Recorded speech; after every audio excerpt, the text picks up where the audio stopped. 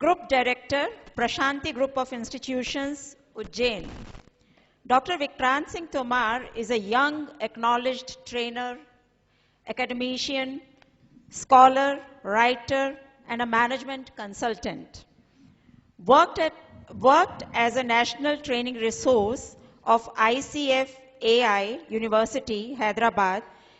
He is a qualified trainee member and a National Merit Award holder in electronic enabled training of the prestigious Indian Society of Training and Development, New Delhi, recognized by Ministry of HRD.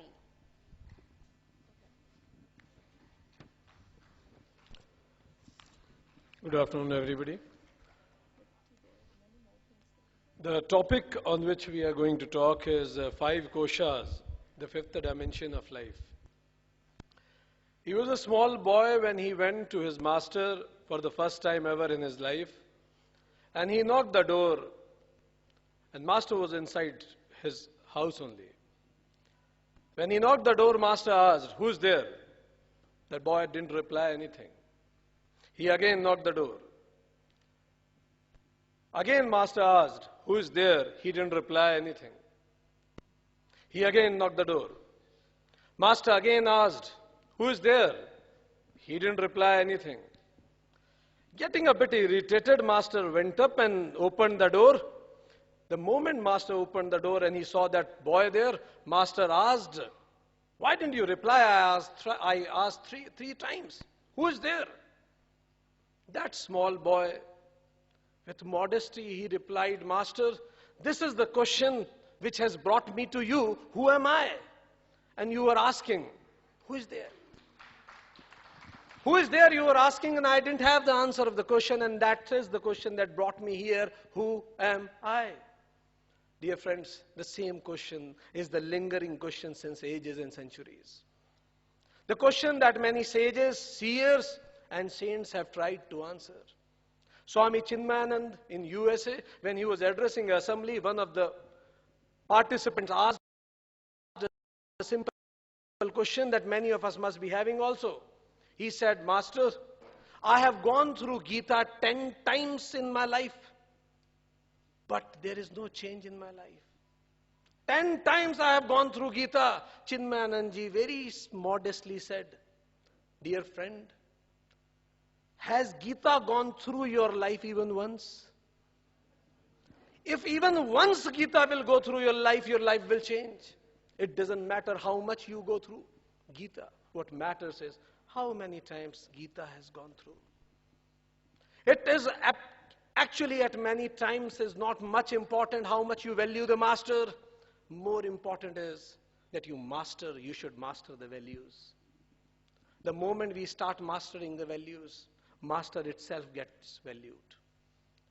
So the lingering question of ages that there are, who am I? I am trying to deal with the same question.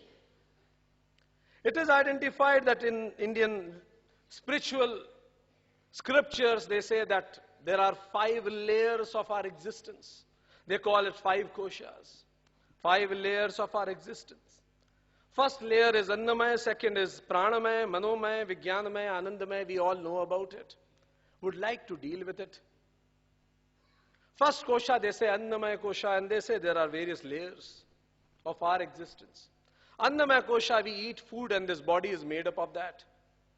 Our flesh, our bones are made up of that, and that is our Annamaya Kosha. So whenever you are looking at me, you are pondering on my features, my gesture, my body postures, my physique, it is you are looking at my Annamaya Kosha. Whosoever we see around, basically we see his Annamaya Kosha only. And this Annamaya Kosha has been a prominent concern in the world. Even you see all advertisements in newspapers, in medias, everything is depicting and focusing on our Annamaya Kosha, how to make this body beautiful. Everything is associated with this body only, which is only the first layer of our existence, says our literatures. You see, when you see a person and you like that person, basically you are liking his Annamaya Kosha. And when two people like each other, seeing into their Annamaya Koshas, they get married. and they finally realize that there are other layers of existence. And then you see there are many problems in married life because we liked each other's Annamaya Kosha only. We liked each other's body only. We like each other's existence only. And our focus is on that. He was a small boy when he entered into Janak's Darbar. The moment he entered into Janak's Darbar, there was an Augustus assembly of all the intelligent and spiritual laureate people of those times. King Janak asked that small little boy, for what purpose have you came into this assembly? That boy said, sir, I want to participate in this Tattva Charcha, elementary knowledge discussion. The moment that small boy who had some distortion in his physique, his name was Astavakra, eight joints of his bone was distorted. He had a distorted figure. He has got a distorted physique. So as soon as he said, I want to participate in this Augustus discussion on Tattva Charcha, all the people, all the Augustus members of the assembly started laughing at him. While they were laughing, Janak asked that boy, why do you think you are eligible for this? But suddenly that boy replied, I am sorry, sir. I am sorry, O mighty king, I am not interested in the discussion anymore. King said, are you afraid of their laughter? But the thing that little boy said really amazed the world. That boy replied that I am sorry, O mighty king, I am not interested in any discussion into the assembly of cobblers.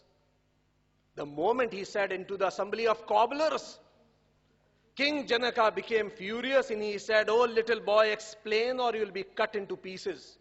How did you insult? That boy replied, O mighty king, O Lord of the Lords, when I entered into this hall, I wanted to talk about Tattva Charcha, Atma Gyan we were supposed to talk about.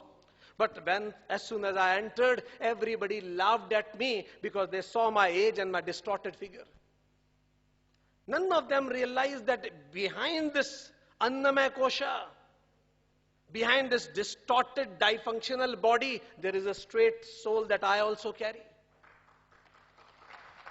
My physique may be distorted, but my soul can never be distorted. So people who could not see my soul behind my physique, their focus is only on my skin. The person who focuses on money is a merchant. A person who focuses on Atma is Atmagyani, and a person who focuses on body. Person who focuses on skin, if he is not a cobbler, then what should I call him? And because they focused on my skin only, that's why I called him cobbler, and I'm not interested in discussion with cobblers. King Janaka realized the essence of his talk. He left his chair and went into the feet of that small boy, and then it was the birth of Astavakra Mahagita. Annamaya Kosha, first Kosha. Let's enter into another Kosha. Second, this is Pranamaya Kosha. Whatever I eat becomes the energy in me, and that energy makes me moving. Every single breath I take in is the prana I am taking in and the prana I am taking out. Every moment I am living and every moment I am dying. That is Pranamaya Kosha. When we meet some people looking at Annamaya Kosha, we saw somebody's Annamaya Kosha, we liked him and we went to him. The moment we encounter him, we feel some negative vibes are coming out of him. We feel that something is wrong. I don't know. I haven't seen that person ever before, but yes, some vibes are not comfortable. What is that? That is his Pranamaya Kosha. The vibes that we encounter, we feel connected with somebody because of no reason. That is because of our Pranamaya Kosha, the energy that is dwelling in me. When the water is in a reservoir, we call it potential energy. When it falls, it becomes kinetic. On turbine, it becomes mechanical. When it moves, it is called electromagnetic. When it goes into wires, we call it electrical energy, and that comes into our hall, we call it electricity. And when the same is focusing upon me in the form of this light, while looking at me, do you realize the light is same the water? So much transformation of energy. That is the second point. Second layer that we carry is our Pranamaya Kosha. We all have those energies in us. A speaker was asked, what do you do to transform others whenever you speak? Speaker replied, like in a guitar, there are many strings. If I struck a single string, the vibration goes into another strings. Similarly, when I try to speak, I just struck my own string, my own energy, and the vibration reaches to other people. I don't try to do anything. I leave it to them only. I just transformation happens. Third important shell that we have. We call it Manamaya Kosha, other than Pranamaya. Manamaya Kosha, the third layer and the most furious layer of all. Our desires, our emotions, which make us. But this Manamaya Kosha is a combination of three gunas. Guna guneshu vartante, Gita says. Three gunas. Three colors we have. Some of us have got Manamaya Kosha, which is prominently dominated by Sataguna, goodness. Some of them have got prominently dominated by Rajguna, passion. And some of them has dominated by Tamoguna, lethargy and inertia. But the strange thing is, they come in combinations. They don't come in isolation. Like for example, if a person who has got his man dominated by major two traits, one is Rajguna and second is Satguna. Or rather, let's take example of a person who has got basic dominated by Satguna. What he will do? His basic objective of living is to promote goodness, but he is dominated by Satguna. He has very less Rajguna. He will leave the society and go into the Himalayas to have sadhanas. But the moment with this Satguna, Rajguna also introduced, he has got a combination of maybe 40% both Rajguna and Satguna. Then what will he do? He'll leave Himalayas and he'll come back into the society like Arvind Kejriwal. With a right objective and passion, he'll do something. He won't leave the society. 2 minutes more. Yes, ma'am. 2 minutes more. I'll complete. So the point is, the combination. And when instead of this Sat and Raj, if a new combination comes in Manamaya Kosha, that is Tamguna gets associated. So the association of Tamguna plus Rajguna, he will go into the business and earn for his own purpose. So that we enter into different professions depending on our this Pranamaya Kosha. And finally, because I have less time, let's see into it from when we say Annamaya Kosha, it is only physical entity which does not have life in it. But then as soon as we introduce Pran into it, it can be compared as plants and tree. But the moment along with that mind also gets associated, we call it animal. Animal is an instinct which has got both pran and mind, but only human is there, which enters into the third phase. We call it Vijnanmaya Kosha. Vijnanmaya Kosha means intellect, ability to identify what is lesser and identify what is higher and discriminating them. When in the morning alarm rings, I always knew it that I need to get up, but I know what is right, but I don't have ability to choose the right. Duryodhana, just before Mahabharata battle, went to Krishna and said one thing in corner. He said, Krishna, let me be very clear with you. I know what is right. Krishna, I know what is right and I know what is wrong. I know this Mahabharata battle is wrong. But Krishna, I don't have ability to embrace what is right. That is Vijnanamaya Kosha. Having ability to embrace what is right. So having standard operating procedures in corporates, if we can enter into Vedantic operating procedures, certainly our life will be much, much better than what we have today. Last point is our Anandamaya Kosha that we see. Anandamaya Kosha is when your mind, your soul is in tranquility, certainly your thoughts become better. Thoughts becomes your emotions, that is your thoughts is your Vijnanamaya Kosha. Thoughts becomes emotions, that is Manamaya Kosha. Emotion becomes action, that is Annamaya Kosha. So everything starts with that bliss, that inner bliss, and that's why I call it is the fifth dimension. They say that basically there are three dimensions. You see a person, his figure and his whole physique. You like a person, three-dimensional you see, and finally the fourth dimension comes into life, that is time. You start hating the same person you used to love once upon a time. And that's why after a particular time, it is the fourth dimension, your opinion about the person changes, and that's why I say there is a fifth dimension. Fifth dimension is how do you see things, because it is said, dekhta tha in nigahon se har ek jaan tujhko.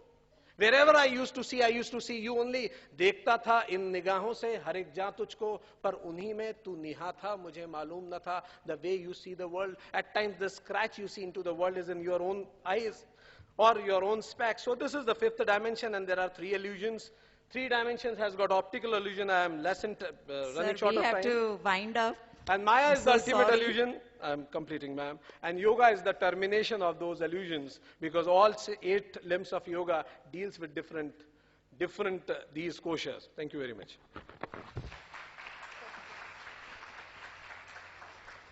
The session is open for discussion. You can ask questions.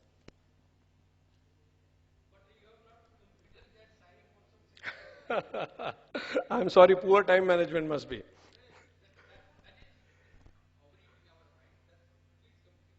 What? In brief, you can complete. That's what he's asking. Okay.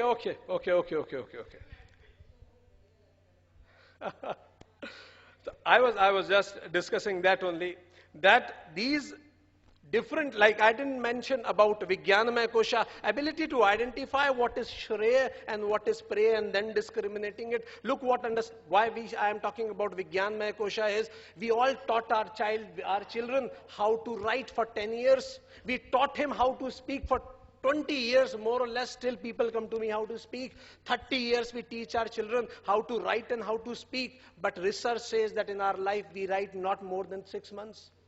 In our life we speak not more than 2 years. Then what happens about whole other life? They say that whole life we listen.